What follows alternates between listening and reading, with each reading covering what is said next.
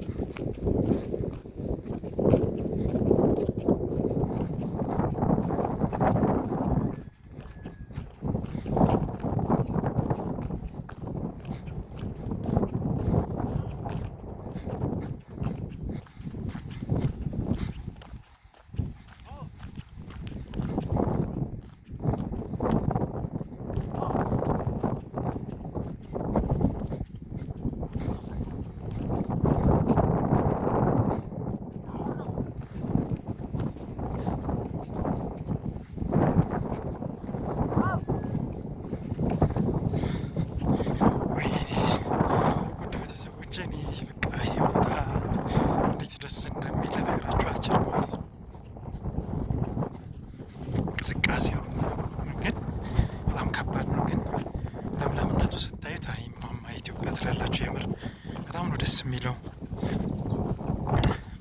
እኔ እንዲህ አይነት ወጣ ያለ ሪሞት የሆነ ቦታ ውብ መልክዓ ምድር የሚያሳይ ቦታዎችን ማየት በጣም ነው ደስ የሚለኝ እና በመንገዴ ላይ ለምን አልቀርጽም? ገርማችሁ እዛ ጋ የሳር ጎጆ ቤት አለ። የሚያምር ጎጆ ቤቶች አሉ። በነገራችን ላይ እዚህ አካባቢ ያሉት የጎጆ ቤት አሰራር ዲዛይናቸው ሰላም አላችሁ ናችሁ ተመልከቷቸው። ግን ከዚህም በነገራችን ላይ ከዚህ ጀርባ ለምናየው ኩኩፍቱ ከተማ ነው። ኩኩፍቱ ከተማ ነው። ድንጋይ ነው የሚሰሩት። ለመሬት ኦልሞስት በጣም ቅርብ ናቸው ቤቶቹ ሲሰሩ ማለት ነው። ይህ ምንድን ነው? ያው ተፈጥሯዊ የአየር ንብረቱን እዚህ አካባቢ ያለውን የአየር ንብረት ቅዝቃዜውን ለመቋቋም የቤት አሰራር ጥበብ ነው ማለት ነው። እና ቤቶቹ በቃ ከታች በድንጋይ ታች ድረስ ይወርዳል። እዚህ ጋም አሉና እኔ ቤቶቹ ለየት የሚሉት እዚህ አካባቢ ያሉ ቤቶች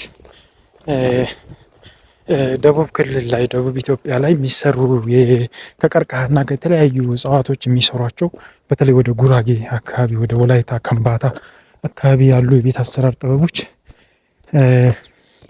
ከነዚህ ጋር ይመሳሰላሉ ማለት ነው። እዚህ ጋር ያለው the only thing በቃ ብቸኛው ነገር ምንድነው? ይሄ በድንጋይ ነው የሚሰራው። ዙሪያውን ከታች መሰረቱ በድንጋይ የሚሰራ ነው። አይታችሁ ከሆነ በሮቹ ራሱ ልክ በቃ ደቡብ ክልል ጉራጌ ክልል እንደሚሰራው አይነቱ ቤቶች ናቸው። ለምሳሌ እዛ ጋር በዛች የምታዩት በሯ ናት ማለት ነው። እና የቤቱ ቅርጽ ራሱ ተመሳሳይ ነው ማለት ነው። በቃ ደቡብ ክልል ካለው ይባል ጋር እጅግ በጣም ተመሳሳይ ነው ማለት ነው። እና አንዳንዴ እኔ በቃ ይገርመኛል። እዛ ጋም ያለው ጥበብ እዚህ ጋም ያለው ጥበብ የማይታወቅ ማህበረሰብ ነው። እንግዲህ እዛ ጋር ያለውና እዚህ ጋር ያለው ሰሜን ኢትዮጵያና ደቡብ ኢትዮጵያ ኦልሞስት በቃ የማይገናኝ የማይታወቅ ማህበረሰብ ነው። ሁለቱም በየራሳቸው የአኗኗር ዘይቤ ስታዩዋቸው ግን የሚጠቀሙትን ጥበብ ስታዩ በጣም ይለያል ማለት ነው። ያው አሁን እንግዲህ ከተሜነቱ እየተስፋፋ እንደምታዩት ሳር ቤቶች እየተመናመኑ ቆርቆሮ ቤቶች እየተሰሩ ነው ያሉ ማለት ነው። እዚህ አካባቢ አሁንም ቢሆን ግን የሳር ቤቶች አልጠፋም ማለት ነው። እና ይሄ በጣም ደስ ይላል። ቤት አሰራር ጥበባችን በጣም ያምራል። በእውነቱ ውበቱም ሲታይ በጣም ደስ ይላል። ውስጡም ይሞቃል። ሁሉ ነገሩ በጣም ደስ ይላል። እንግዲህ የገጠር ያኗኗር ስታይል ይሄ በጣም ደስ ይላል። ቆርቆሮ ምንም አይነት ውበት የለው። የሚገርማችሁ ነገር እድሜ የለው፣ ውበት የለው። ሁሉ ነገር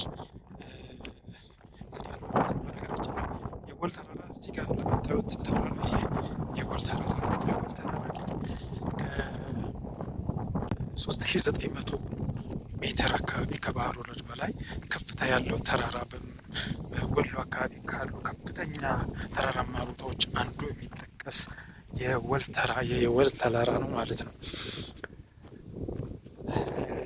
ያው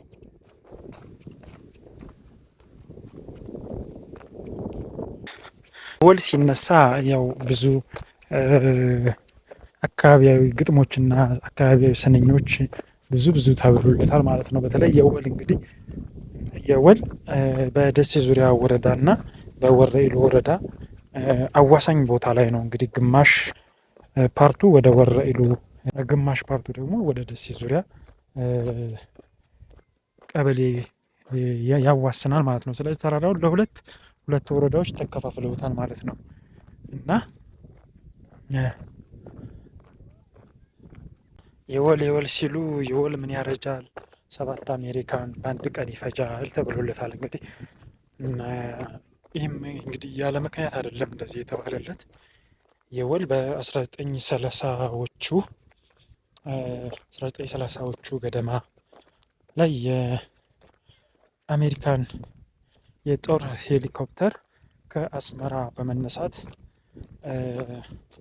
ወደ አዲስ አበባ ስትመጣ በዚህ በየወል አካባቢ በማለፍ ላይ እያለች እዚህ አካባቢ ያው በጣም ቅዝቃዜና ጉም የበዛበት አካባቢ ስለነበረ ሮች ታውቃላችሁ ዝቅ ብለው ነው የሚበሩት እና ተራራው ደግሞ ያው ስለተራራው ለአካባቢው መልክዓ ምድር እንግዳ ስለነበሩ ነጮቹ ወይም አሜሪካኖቹ ለአካባቢው እንግዳ ስለነበሩ በዛ ላይ ደግሞ አካባቢ በጣም እጅግ በጣም ቅዝቃዜያማ ከመሆኑ የተነሳ ጉምና ጭጋግ በወቅቱ ሸፍኖት ስለነበረ ከዚህ ቦታ ላይ ያቺ ፕሌን የጦር ፕሌን ልትከሰከስ ችላለች ማለት ነው። እንግዲህ በወቅቱ ያው አብዛኛዎቹ በአውሮፕላኗ ውስጥ የነበሩ ሰዎች ህይወታቸው እንዳለፉ ነው እንግዲህ የታሪክ ድርሳናቶች የሚያስረዱት።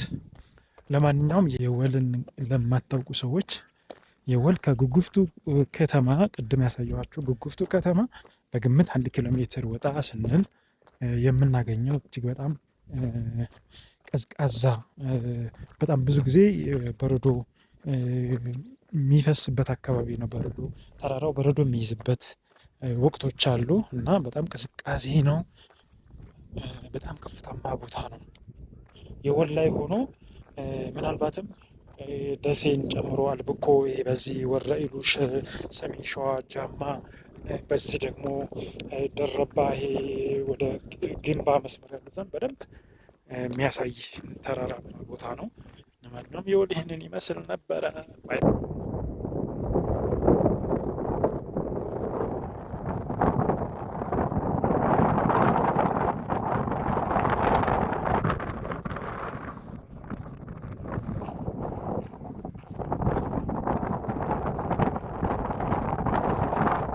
ውድ ቤተሰቦች እንግዲህ እዚህ ጋር የምታዩት ቁልቢ የምትባለው ከተማ ታች ጋር ይታያችሁ ከሆነ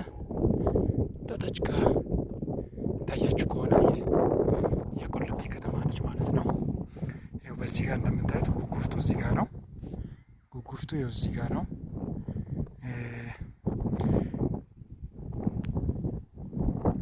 ቁልቢ ደግሞ እዚህ ጋር ነች ማለት ነው። እዛ ጋር የምታዩት እንግዲህ ደኑ ከቁልቢ ከተማ ወረድ ብሎ የምታዩት ደኑ እንግዲህ የዛ አካባቢ ልጆች በደንብ ታስታውሳላችሁ ይህንን የ17ን ደን ስታዩ ማለት ነው።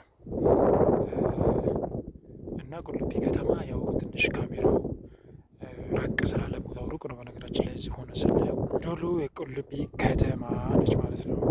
እዚህ አካባቢ ያለው አቤት መልካም እንዴት እንደሚያምር የገጠር አሰፋፈር እንዴት ደስ እንደሚሉ። ለማንኛውም የጉጉፍቱ አካባቢና እንዲሁም ደግሞ የወረኢሉ ልጆች ካላችሁ ትዝታችሁን ማየት ትችላላችሁ። በነገራችን ላይ ከዚህ ከምታዩት ተቆር ካለው ወይም እነዛ ከሚታዩት ቤቶች ባህር ዛፍ ያለባቸው ማለት ነው ከነሱ ቁልቁል ወደታች ስንወርድ እሱ ተሻግረን ወይም ደግሞ ከዚህ ተራራ በስተጀርባ የካቤ ከተማ አለች ማለት ነው። ካቤ አለች ያው ይታያል። በነገራችን ላይ ጫፍ ላይ እዛ ጋር ችግኙ ይታያል። ከካቤ ወጣ ብለን የምናገኘው ችግኝ ማለት ነው። ያው እንደምታዩት እንግዲህ እዚህ ጋር የወል ተራራ አለ። የወል ተራራ እዚህ ጋር አለ ማለት ነው እንደምታዩት።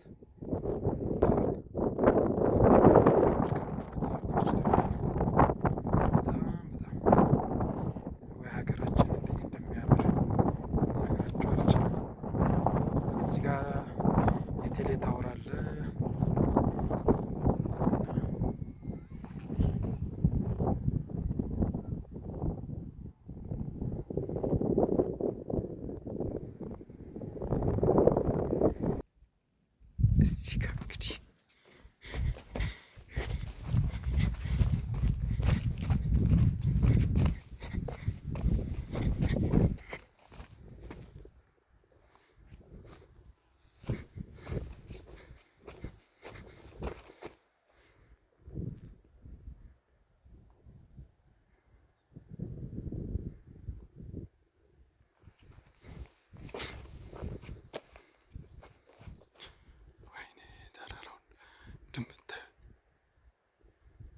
አቤት ድንጋዩ አተላለቅ ምን እንደሚያክል ልነግራችሁ አልችልም።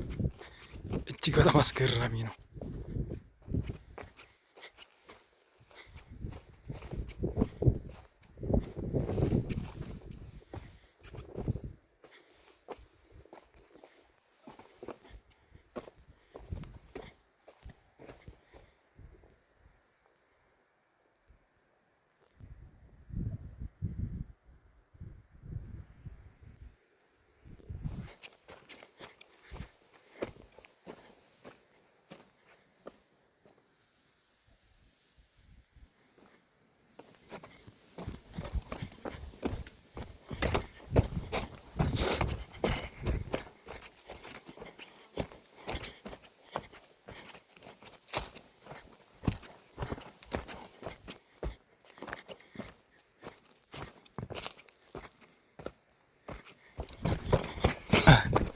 ቤተሰቦቼ ወይኔ ድንጋዩ እንዴት እንደሚያስፈራራ አድቬንቸር ዲስ ኢዝ ፓርት ኦፍ አድቬንቸር።